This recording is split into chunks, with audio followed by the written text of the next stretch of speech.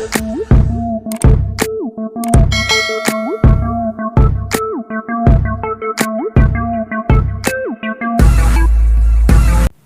हक। बहुत ज़माना की बात है कि ईरान में एक बादशाह हुकूमत करता था। इसका अदल इंसाफ दूर दूर तक मशहूर था। इसने अपने महल के दरवाज़ा पर एक संदूक रखवा दिया था जिसमें इसकी राया अपनी शिकायतें और तकलीफ़ों की अर्जियाँ लिखकर डाल दिया करती थी।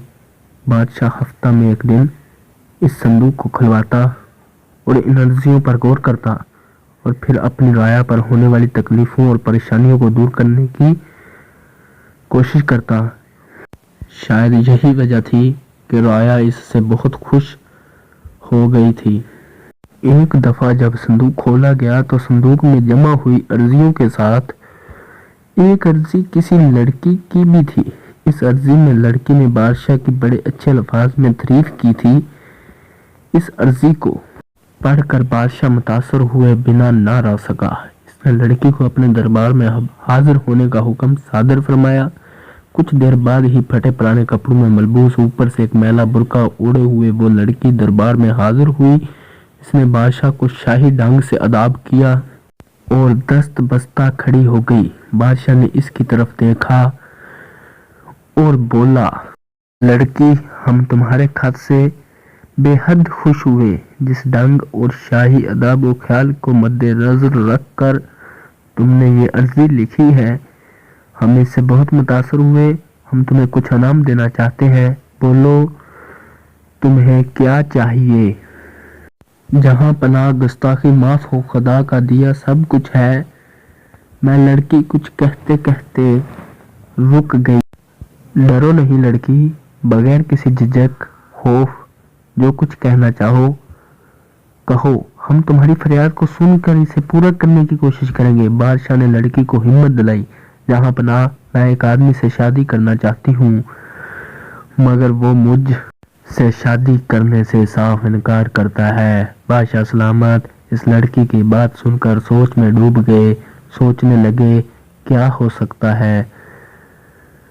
ये लड़की बदसूरत हो या इसके जिस्म पर कहीं किसी हिस्सा पर कोई ऐब हो या फिर इसकी एक आंख ना हो। इसकी आवाज कोयल की आवाज की तरह मीठी थी। शायद इसका रंग भी कोयल जैसा हो। बादशाह इन्हीं सवालों में उलझा रहा। आखिर इसने लड़की को नकाब उल्टने का हुक्म दिया। बादशाह तो माँ बाप की जगह होते हैं। ये सोचकर बगैर किसी झिझक के लड़की ने अपना नकाब उल्ट दिया और बादशाह ने देखा तो इसे ऐसा लगा जैसे 14वीं का चांद जमीन पर उतर आया हो। इन्होंने इसके खूबसूरत चेहरे को देखते हुए कहा, कौन है वो बदनसीब जो तुमसे शादी करने से इनकार करता है? लड़की ने इस शख्स का नाम और पता बतलाते हुए कहा, जहां पनाह वो कभी हाँ नहीं करेगा, तरह तरह के बहाने बनाएगा, झूठ बोलेगा। तुम बेफिक्र रहो लड़की, हम इसकी एक न चलने देंगे और हम तुम्हारी ख्वाहिश के मुताबिक इसके साथ शादी कराएंगे। हम तुमसे वादा करते हैं। बादशाह की जुबान से ऐसे कलमात सुनकर लड़की बहुत खुश हुई। एक जवान आदमी को बादशाह के सिपाही दरबार में लेकर हाजिर हुए। बादशाह ने इसका नाम पता जानकर इससे कहा, ऐ नौजवान, क्या तुम इस लड़की से शादी करने से इनकार करते हो? बादशाह का यह सवाल सुनकर वो नौजवान कुछ घबराया मगर दूसरे ही लम्हा वो संभल कर बोला, जहां पनाह, ये तो मेरी बहन है, मेरी हकीकी बहन बना, मैं इससे क्यों शादी कर सकता हूँ? बादशाह को याद आया कि इस लड़की ने कहा था वो कोई ना कोई बहाना जरूर बनाएगा। तुम्हारे पास इसका क्या सबूत है कि ये तुम्हारी हकीकी बहन है? इस बात का सबूत अभी और इसी वक्त देना होगा।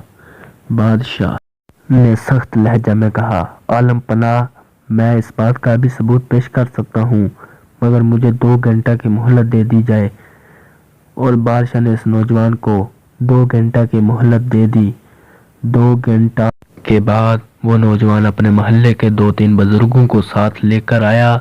इन बुजुर्गों ने बादशाह के पूछने पर इस नौजवान के बयान की तस्दीक कर दी। अब बादशाह ने लड़की की तरफ देखा कि वो कुछ और कहना चाहती है। लड़की कुछ देर खामोश रही, फिर इसने बड़ी बुराई हुई आवाज में कहा, जहां पनाह, मुलाहजा फरमाइए, अब से 6 माह بیشتر انہی بزرگوں نے اس دربار میں حضور کے روبرو حلف اٹھا کر کہا تھا کہ میں اس جوان کی بہن نہیں ہوں، کیونکہ اس وقت جائیداد کا جھگڑا تھا۔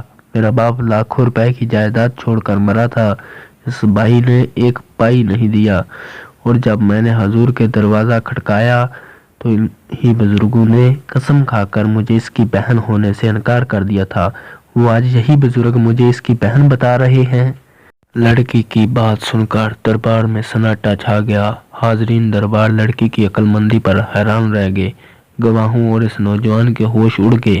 بادشاہ کے حکم کے مطابق 6 ماہ پچھلی مثل منگوائی گئی۔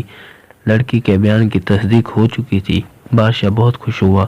اس نے لڑکی کو اس کے حق کا حصہ دلوا دیا اور شاہی خزانہ کی طرف سے انعام و کرام دیا گیا۔ اس کے بھائی اور جھوٹی گواہی دینے والے بزرگوں کو مناسب سزائیں دی گئیں۔